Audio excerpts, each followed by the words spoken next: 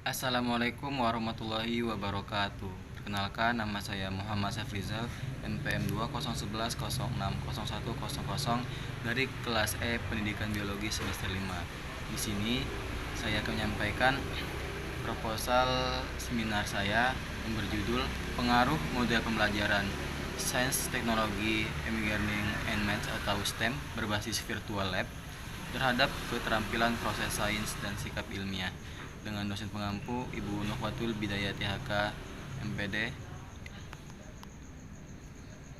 Baik, selanjutnya di sini saya akan menyampaikan bab 1 tentang proposal saya, yaitu yang pertama di bab 1 ada 8 poin yang akan saya bahas, yaitu tentang penegasan judul, latar belakang masalah, identifikasi dan batasan masalah, rumusan masalah, tujuan masalah, manfaat penelitian, penelitian yang relevan, dan sistematika penelitian.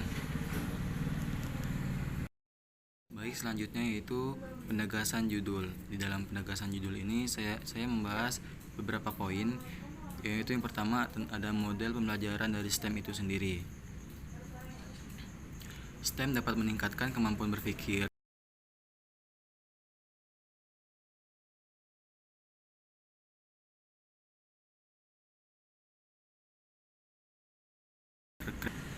pembelajaran yang diterapkan dirasa bermanfaat karena dalam STEM peserta didik diajak untuk mampu memberikan pengalaman belajar bermakna bagi peserta didik dan pembelajaran abad 21, karena pembelajaran ini dapat mengintegrasikan antara literasi sains, pengetahuan, pemanfaatan teknologi, dan literasi matematika. Yang kedua yaitu ada virtual lab. Yang ketiga ada sikap ilmiah, dan yang keempat adalah keterampilan proses sains. Poin berikutnya yaitu latar belakang masalah. Nah, di dalam penelitian ini saya menemukan beberapa masalah yang dihadapi. Yang pertama yaitu dalam pembelajaran dibutuhkan siswa yang aktif dan dinamis dalam menanggapi proses pembelajaran yang diberikan oleh guru. Yang kedua itu tidak bisa melaksanakan kegiatan pembelajaran praktikum secara maksimal lantaran tidak terjun langsung dalam praktik lapangan itu. Tentunya hal tersebut mempengaruhi keterampilan proses sains dan sikap ilmiah karena keterbatasan tempat, sehingga tidak dilakukannya praktikum secara langsung atau terjun ke lapangan. Dan yang ketiga itu penerapan model pembelajaran STEAM berbasis virtual lab diharapkan memberikan pengaruh yang signifikan terhadap keterampilan proses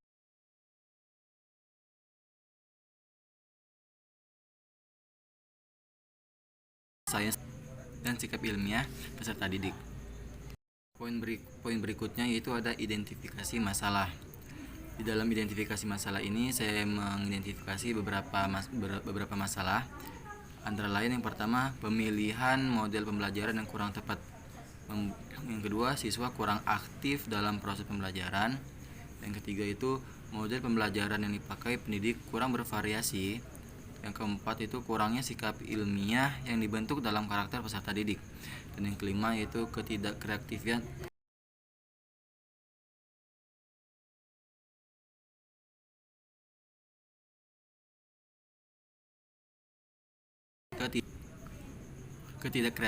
peserta didik dalam keterampilan proses sains.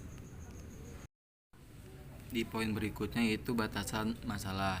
Di dalam batasan masalah ini ada dari identifikasi masalah saya membatasi dua masalah. Yang pertama itu model yang digunakan adalah model pembelajaran STEAM berbasis virtual lab, merupakan cara pembelajaran siswa yang aktif dalam bereksperimen yang membuat peserta didik memiliki keterampilan dalam proses sains dan bersikap ilmiah.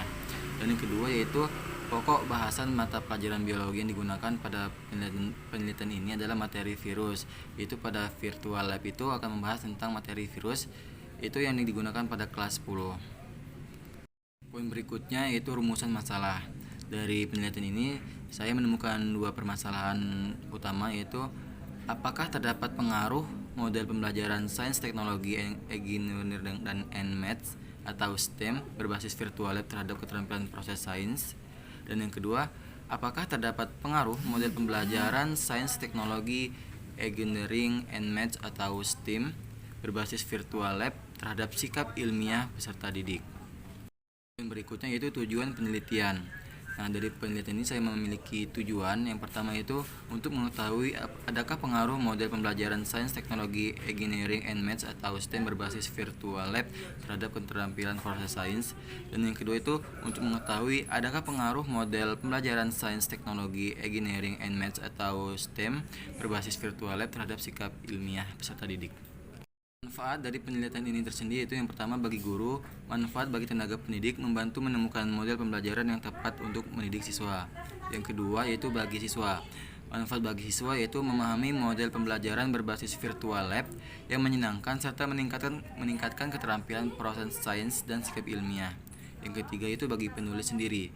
Manfaat bagi penulis yaitu sebagai sumber referensi kelak jika sudah menjadi tenaga pendidik, mengetahui teknik dalam mengajar yang baik dengan pemilihan model pembelajaran yang tepat, menambah pengalaman peneliti mengenai pembelajaran di sekolah, serta dapat mengaplikasikan ilmu yang telah peneliti dapatkan selama perkuliahan.